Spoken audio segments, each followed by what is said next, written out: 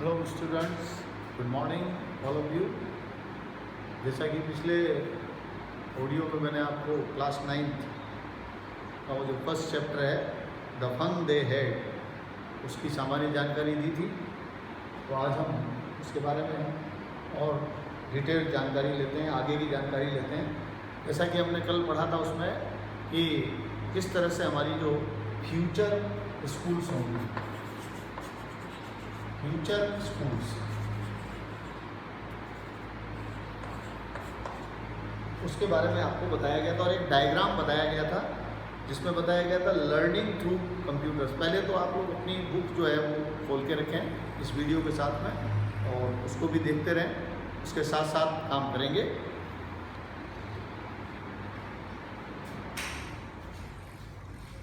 चलिए, तो इसी क्रम में हम देखते हैं। उस दिन हमने देखा था कि किस तरह से हमारी जो फ्यूचर स्कूल्स होगी, जो आज की जो हमारी ट्रेडिशनल स्कूल्स है उससे, प्रेजेंट टाइम की स्कूल है उससे बिल्कुल अलग होगी।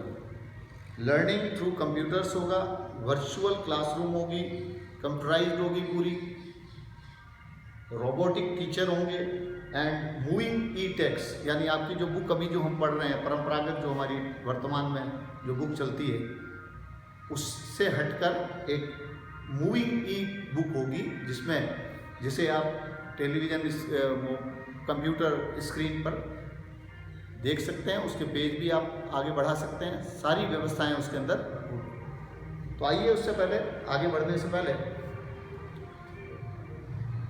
आपको एक काम जो करना है वो ये है, आपको डिस्कस करना है। आपको ये डिस्कस करना है 3 ऐसी चीज़ें, 3 things that you like best about your school. अभी जो आपकी स्कूल है एट प्रेजेंट, उसमें कौन सी 3 बेस्ट चीज़ें जो आपको लगती है उसका पता करें एक तो, and 3 things about your school that you would like to change. और 3 ऐसी चीज़ें आपको पता करनी है जिनको आप क्या करना चाहते हैं, अपने स्कूल में बदलना चाहते हैं, अर्थात वो ठीक नहीं है। तो 3 जो सबसे अच्छी चीज़ जो लगती है आपको स्कूल में वो लिखनी है, और 3 ऐसी चीज़ आपको लिख के लानी है जो आपको लगता है कि आपके स्कूल में बदल जाए। राइट देम डाउन, और इन्हें आपको लिखना है। फिर एक कुछ क्वेश्चन आगे बढ़ने से पहले, इस लेसन को आगे बढ़ाने से पहले हम जानेंगे, कुछ क्वेश्चन के उत्तर जानना चाहेंगे, फिर इसको आगे बढ़ाएंगे। Have you ever read words on a television और कंप्यूटर स्क्रीन? पहला क्वेश्चन है, क्या आपने कभी टेलीविजन स्क्रीन पर या कंप्यूटर स्क्रीन पर किसी शब्द को पढ़ा है?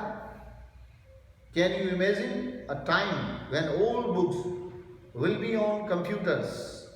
क्या आप कल्पना कर सकते हैं ऐसे समय का, ऐसे टाइम का जब सारी किताबें जो हैं हमारी वो सारी की सारी कंप्यूटर्स पे होंगी, and there will be no books printed on paper just like that. ये प्रिंटेड ऑन पेपर जो बुक्स हैं, ऐसी कोई पुस्तक नहीं होगी, ऐसी कोई किताबें नहीं होगी। क्या आपने कभी ऐसी कल्पना की है? इमेजिन मीन्स जानते हैं आप, कल्पना करना। Printed on paper. Would you like such books better? क्या इस तरह की किताबों को आप ज़्यादा पसंद करेंगे, जो इस तरह की किताबें होंगी, जो प्रिंटेड नहीं होगी और कंप्यूटर स्क्रीन पर होगी?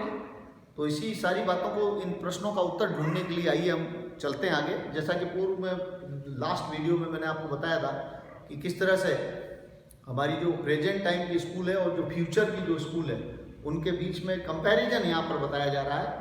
इन दोनों के बीच में कंपैरिजन बताया जा रहा है कि किस तरह से इनके बीच में तुलनात्मक अध्ययन करें आप और फिर जानने की कोशिश करें कि कौन बेटर है। तो इस चैप्टर को हम शुरू करते हैं। देखिए, एक घटना बता रहा है यहाँ पर। मार्जी, जो कि इस स्टोरी में एक कैरेक्टर है, मार्जी even wrote about it that night in her diary। मार्जी ने इसके बारे में, इस बुक के बारे में, ऐसी बुक के बारे में अपनी डायरी में उस रात जो है लिख लिया था। ऑन द पेज हेडेड 17 मई 2157, 17 मई 2157 जो हमारा जो समय होगा आने वाला, उस डायरी में जो पेज नंबर पर ये जिस दिन जो डेट थी उस पर उसने ये चीज़ लिख ली थी, उस पेज पर लिख ली थी शी रोट, उसमें उसने लिखा today Tommy found a real book, उसमें उसने लिखा कि टॉमी ने आज वास्तविक किताब जो है, रियल बुक जो है प्राप्त कर ली। अब ये रियल बुक कौन सी थी, किस बात की, 2157 की बात करें आप, 2157 में, यानी आने वाला समय, आज से 150 साल बाद की बात कर रहा है ये। तो 150 साल बाद जो है अगर किसी रियल बुक की बात करें तो वो रियल बुक कौन सी होगी, टीवी स्क्रीन पर नहीं, मोबाइल स्क्रीन पर नहीं, या कंप्यूटर स्क्रीन पर नहीं, बल्कि ये जो हमारे पास अभी जो हम पढ़ रहे हैं, जिससे हम पढ़ते हैं, प्रिंटेड पेपर वाली जो आपकी ई बुक होगी, वो बुक जो है रियल बुक है। वो उसके भाई टॉमी उसका भाई है, उसको वो मिल गई। It was a very old book. ये बुक, अब थोड़ी सी इसका डिस्क्रिप्शन बता रहा है कि बुक कैसी है। ये बुक कैसी है, ओल्ड है, ओल्ड बुक है। Margie's grandfather once said that, Margie के दादाजी जो हैं उन्होंने एक बार कहा that whence he was a little boy, जब वो एक छोटे बच्चे थे, जब वो खुद एक छोटे बच्चे थे, हिज ग्रैंडफादर, तो उनके दादा के दादा, यानी मार्जी के दादा, यानी मार्जी के ग्रैंडफादर और मार्जी के ग्रैंडफादर जो हैं, उन्होंने बताया, told him that there was a time when all stories were printed on paper. तो उस समय ऐसा नहीं था, उस समय जो है किताबें, जब उनके दादा के दादा का समय था, बहुत पुराना समय, उस समय जो है कोई भी किताबें जो है प्रिंटेड नहीं होती थी। तो उस समय उन्होंने कहा था एक बात कि आने वाले टाइम में किताबें कैसी होगी, किताबें जो हैं वो पेपर पर प्रिंट की जाएंगी। तो ठीक वैसे ही उसके दादा के दादा ने ये बात कही थी, तो आप और हम जो आने वाले समय के लिए क्या कह रहे हैं कि मूविंग टेक्स्ट होगी, टेलीविजन पर देख सकते हैं हम उसको, कंप्यूटर स्क्रीन पर देख सकते हैं। Told him that there was a time when all stories were printed on paper. ठीक, आगे चलें। दे टर्न द पेजेस, और फिर दोनों ने उन पेजेस, उसकी बुक की पेजेस को पलटा। इस पेजेस को जैसे पलटते हैं ना, इस तरह से ये पलटना, ये पलटा उसको।